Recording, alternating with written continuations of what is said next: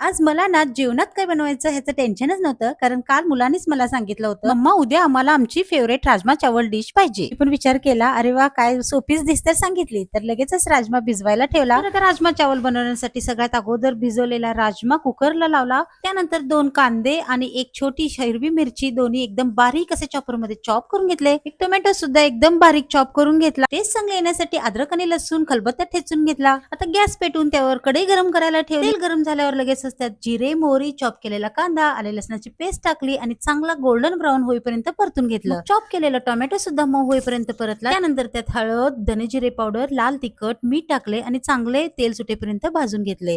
तोपर्यंत इकडे कुकर गार झाला होता आणि त्यातला राजमा सुद्धा छान मऊसर असा शिजला होता. ते शिजलेले राजमा लगेचच कढई टाकले, व्यवस्थित मिक्स केले आणि झाकण ठेवून उकळी आणली.